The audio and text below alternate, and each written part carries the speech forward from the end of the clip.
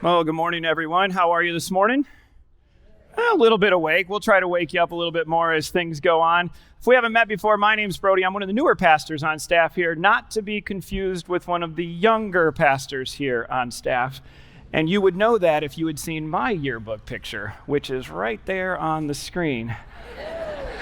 I don't even want to look back. It's painful to see yourself in those places, isn't it? Now, I know that some of you, as soon as you saw that picture, you're like, I wonder what year that was taken in. And here's some clues. Jurassic Park, the original movie, was at the top of the charts. Whitney Houston was singing I Will Always Love You as the #1 hit. And the X-Files and one of my deep favorite TV shows, Boy Meets World, were just beginning their TV runs. And the year was 1993. Woo! I'm one of the newer pastors, not one of the younger ones, but my family and I have been going to the Ridge for about 4 years. I've been on staff for about a year, and we love being part of what God is doing here at the Ridge. And I am excited to be with you for this second week of Words to Live By. And last week we talked about how something significant happens inside of us when we encounter meaningful and inspirational words, something that moves us towards action. And Tyler reminded us that every part of our life matters to God. And when we connect our life to Him, we give the world around us a picture of who He really is. And if you didn't get a chance to see that message, I would encourage you to go out to our YouTube channel and catch up this week. It will be a good use of your time. But in this series, we are learning that words matter. Language matters. In fact, psychologists would say words have the ability to move past communication and emotion and to change the way that we perceive the world around us. Words have power.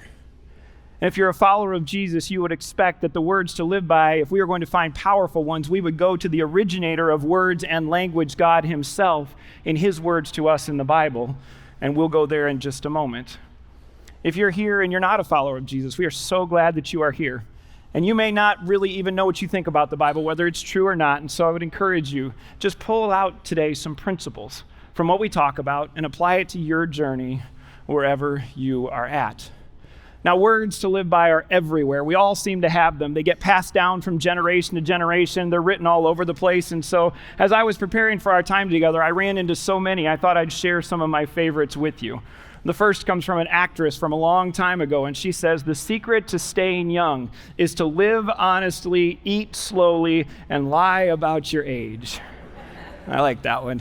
I was on Instagram the other day, and this one came up. It said, never let yesterday take up too much of today. And I know that there are a bunch of days that I am guilty of that one.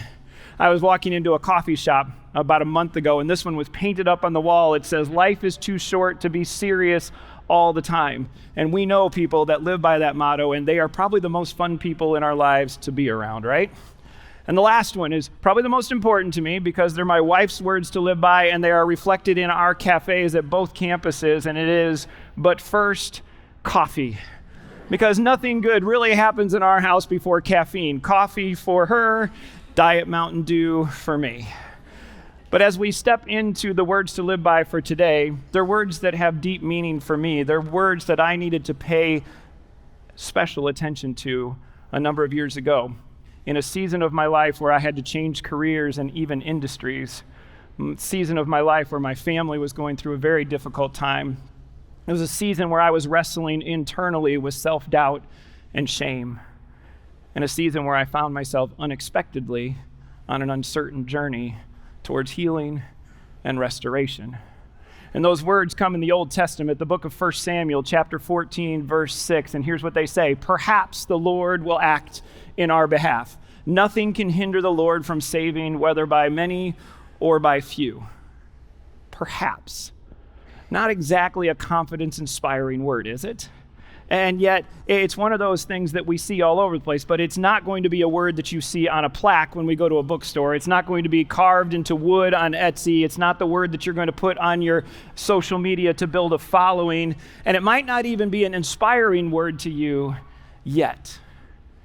Perhaps is a word that is loaded with uncertainty.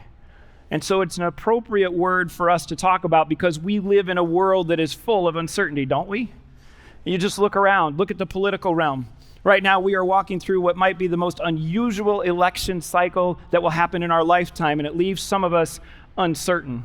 You look at the financial arena and the volatility of the last few years and even the last few weeks, and it leaves some of us going, am I going to have enough money to make ends meet? And if I even make it to retirement, is there going to be anything left?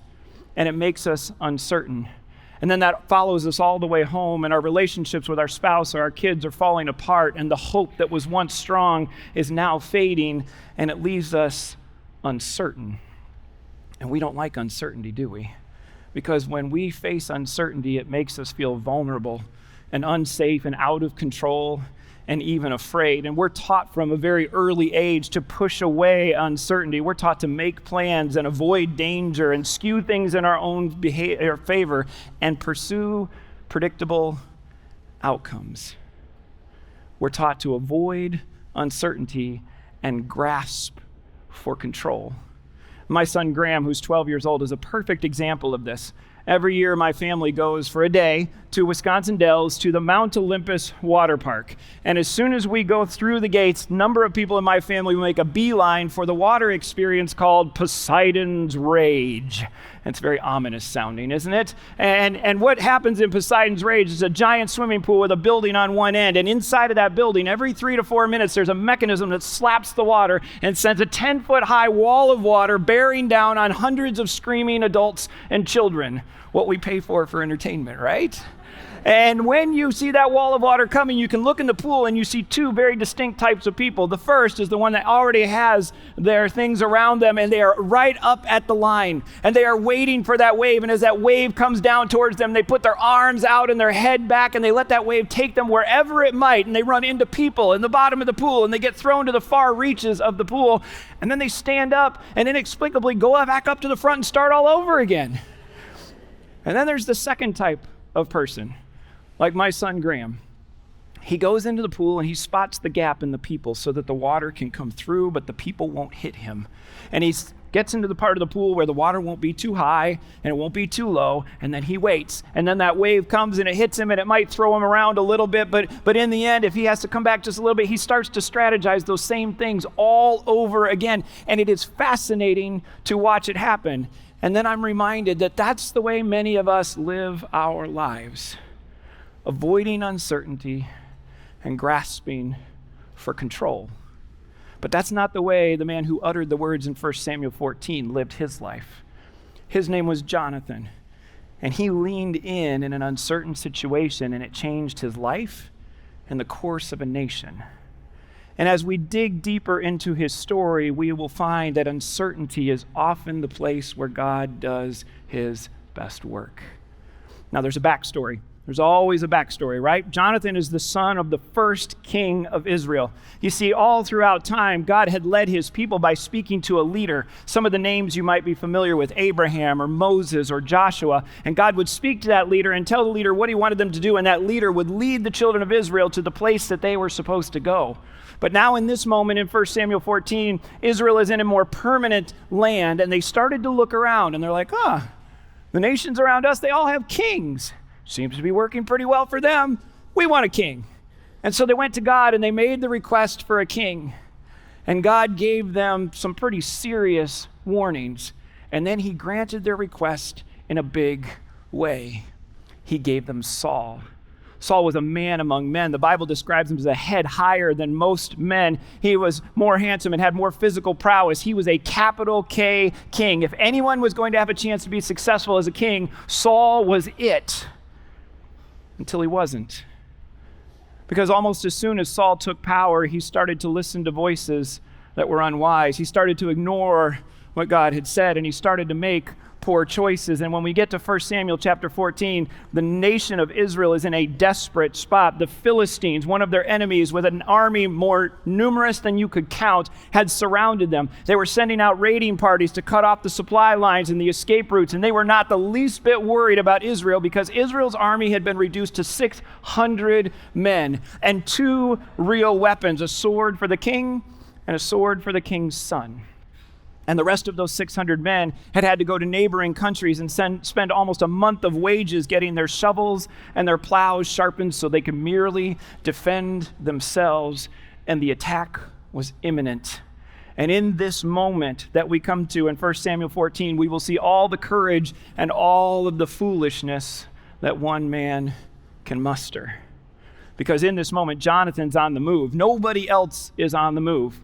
In fact, the army of 600 and the king are sitting under what's called a grove of pomegranate trees, waiting for something we don't know. The Bible doesn't tell us. Waiting for God to speak, waiting for a sign from God, waiting for the enemy to attack. We don't know. They're just waiting, and Jonathan is done waiting. And it says he turns and grabs his armor bearer, and they sneak out of the camp, and no one notices they're gone. How desperate of a place is your nation when the king's son can walk out of the camp, and no one notices that they're gone.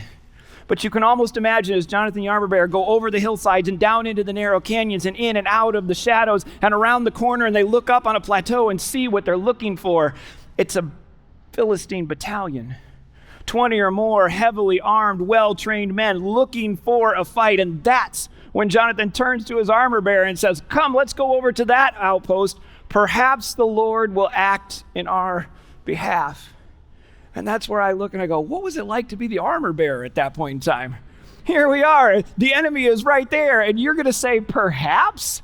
That doesn't build confidence in me. Perhaps you have lost your mind. Perhaps this is the worst plan ever. Perhaps I need to go get somebody so we don't get killed. But you don't hear him say that because the passage continues. And the armor bearer says to Jonathan, he says, "Do all that you have in mind. I am with you, heart and soul." And in this moment, we get a glimpse. And it's a moment that's loaded with danger and uncertainty. We get a glimpse of what helped Jonathan, his armor bearer, thrive in uncertainty and can help us in our uncertain places as well. The first thing we see is that Jonathan leaned into the uncertainty. He saw a possibility and he was willing to pursue the possibilities. Listen to what it says. Perhaps the Lord will act in our behalf. What I love about the Bible is that sometimes it teaches us by what it doesn't say as much as by what it does say. Notice that the passage doesn't say, perhaps the Lord can act on our behalf. Perhaps the Lord might act on our behalf. Perhaps the Lord, and this is where we go sometimes, might not act on our behalf. Jonathan says, perhaps the Lord will act on our behalf. He has the ability, there is a possibility, and I'm going to lean into that. Have you ever had to lean in an uncertain situation and chase the possibilities? I have. And some of you who know me well will know that one of the deep disappointments of my adult life is the car that I drive. It's a 2015 Kia Soul. And yes, me and the gerbils go to work every morning. And there's a hamster under the hood that I don't think it really wakes up until it's going downhill. There is no acceleration. It's not very fun to drive. But it hasn't always been that way. Because a number of years back, I drove a 2005 midnight blue Nissan Altima 3.5 liter V6, and when you hit the gas coming off the line, the right tire picked up as that engine torqued to hurtle you down the road. And if you hit that gas just a little bit when you were going 80, it would go to 110, just like that. At least that's the rumor. All right? And so I loved driving that car. And one day I remember I was coming back from Indiana back to Milwaukee.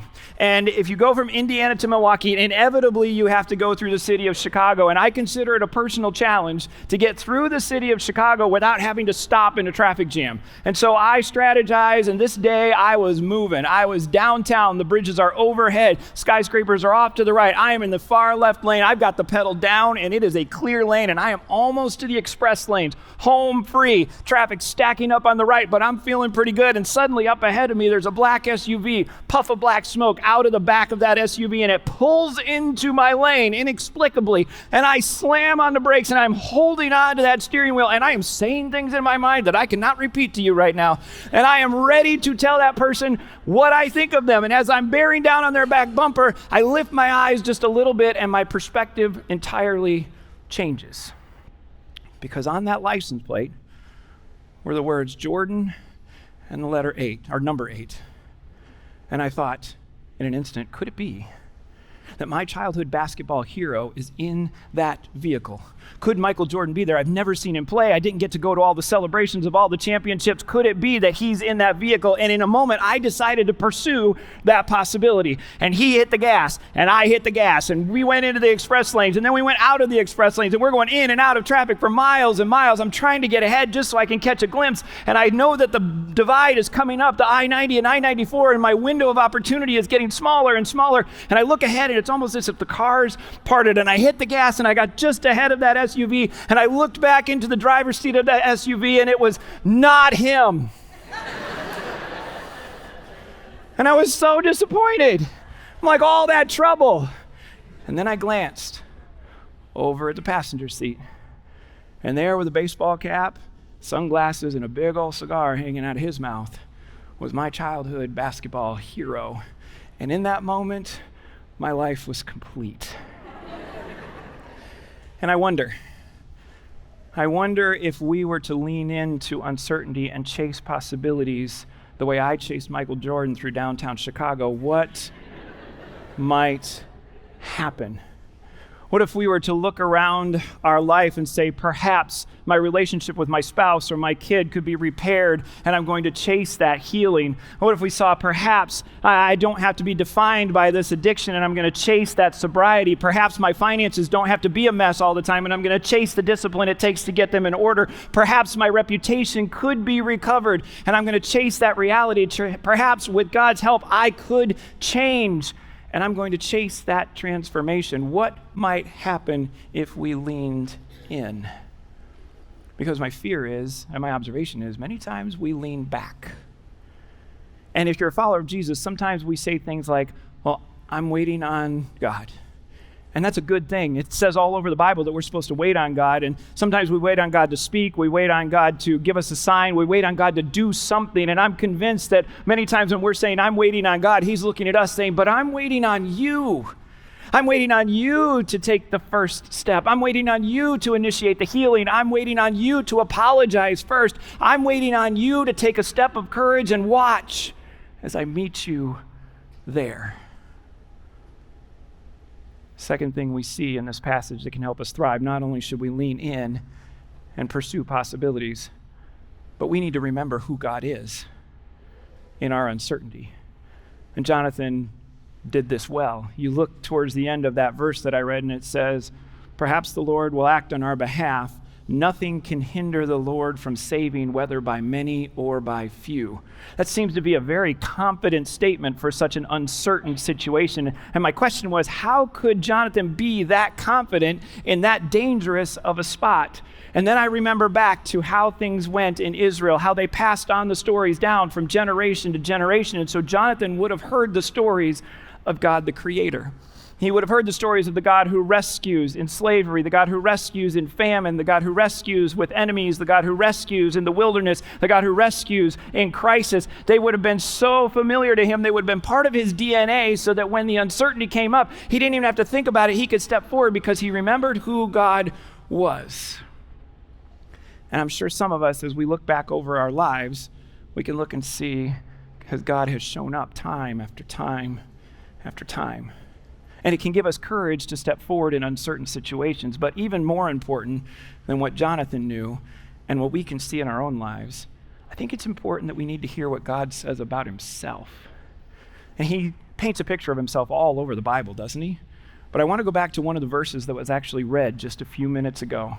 It's in the book of Isaiah, chapter 41, and God is speaking to Isaiah, and he's saying, I want to paint a picture of myself to Israel because they're in a difficult spot, and I want them to know who I am.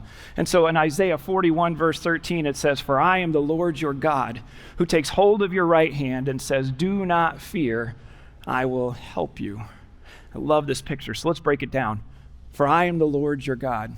Again, I think the Bible tells us as much by what he says as by what he doesn't say. He doesn't say, I am the Lord, the Almighty God. I am the Lord, the all-powerful God. I am the Lord, the creator of the universe. No, he wants to paint a different picture right now. He's saying, I am the Lord, your God. I'm close. I'm personal. Then he goes, I'll take hold of your right hand.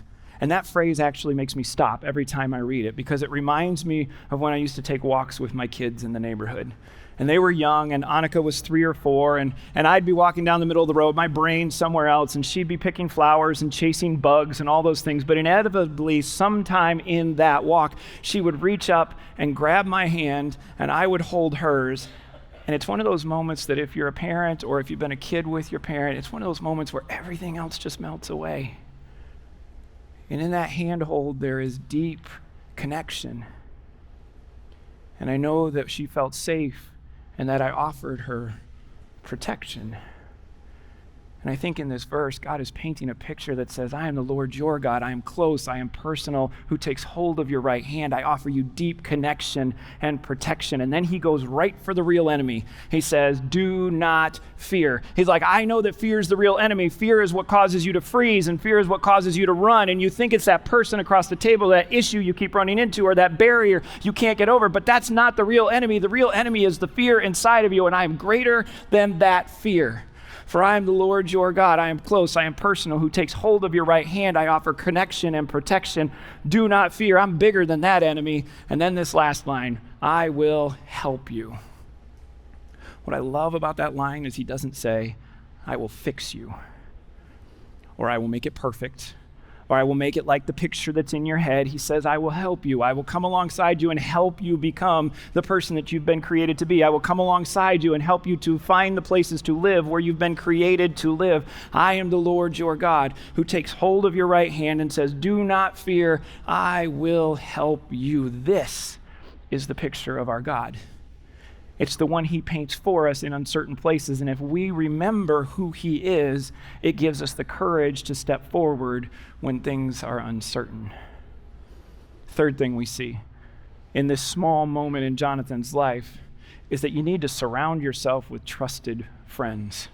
Jonathan did this one well. His armor bearer, right there in this critical moment when the chips are down, he shows up. He says, go ahead, do all that you have in mind. I am with you heart and soul. I know what's going on in your mind because we are that close, and I am all in. The core of me is going to back up the core of you. Those are the types of people we need in our lives. And those relationships are probably the hardest to form. And I would be a living example of that. I grew up in a community where when you told people what was going on inside you, many times it was used against you. And so you learned to hide.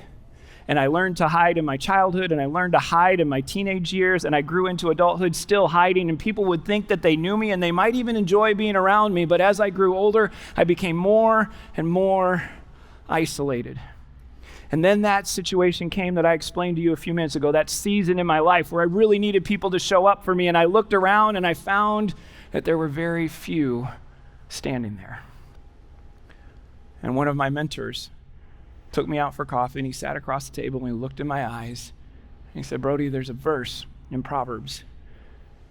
It says, a friend loves at all times, and a brother is born for adversity.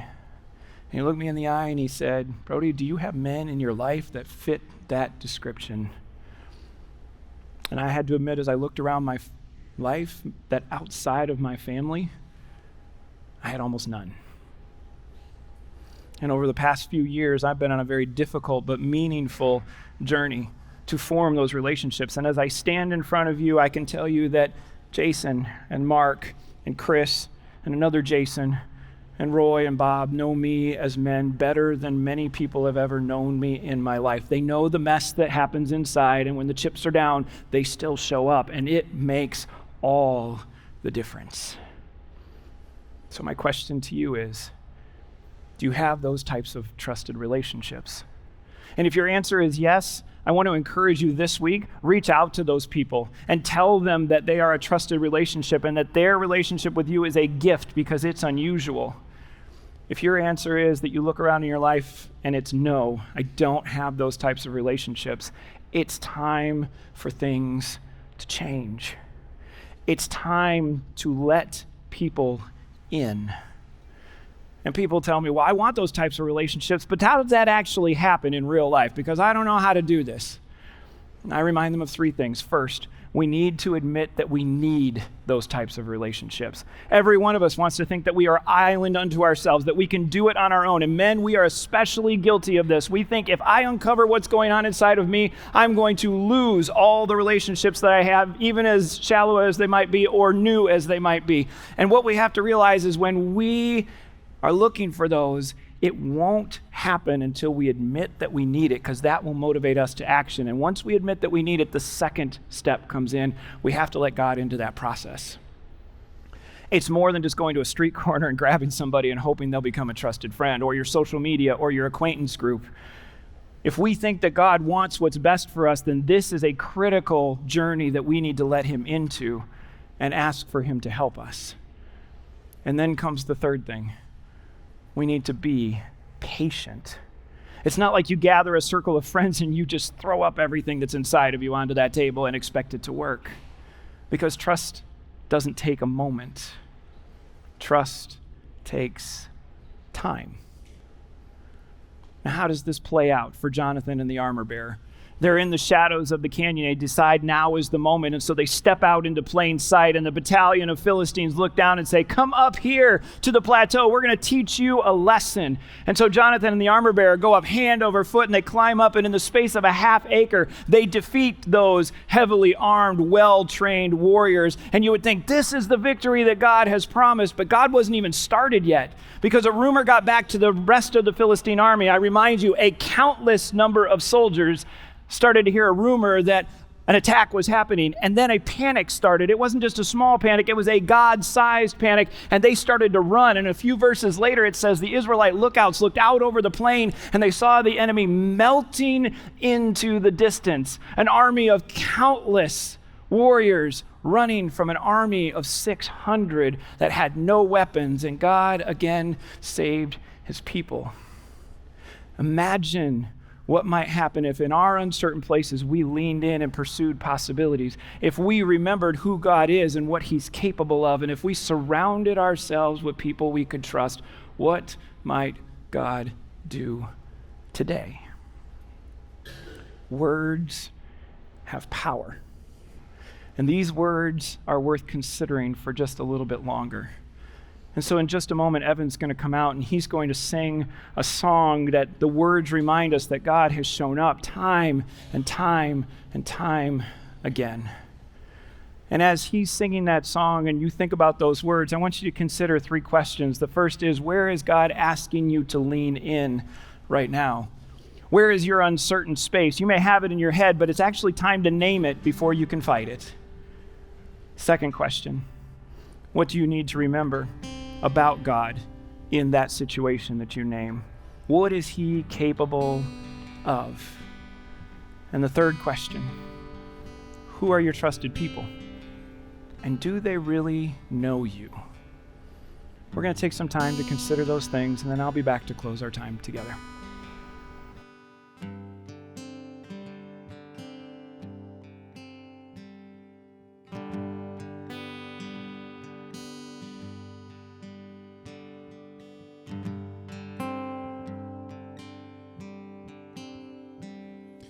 You're still a rock that I cling to when everything else falls apart.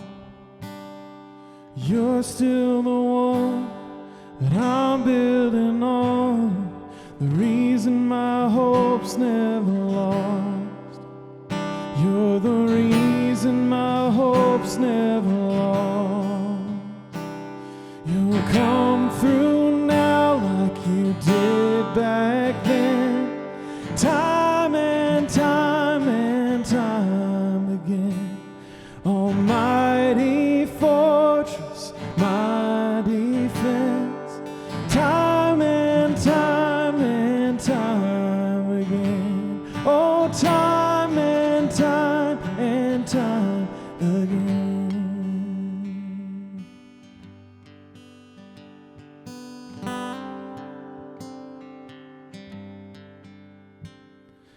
Nothing has ever been wasted, 'cause there's nothing that you won't restore. As waters rise, I'll lift up my eyes to where my help's coming from. 'Cause you're where my help's coming from. You'll come through now like you did back then, time and time and time again. Almighty fortress, my defense, time and time and time again. Oh, time and time and time again. You'll come through now like you did back then, time and time and time again. Almighty fortress, my defense, time and time and time again. Oh, time and time and time again. Will you pray with me? God, we rest in this moment just for a little longer. Because moments like this are so hard to come by.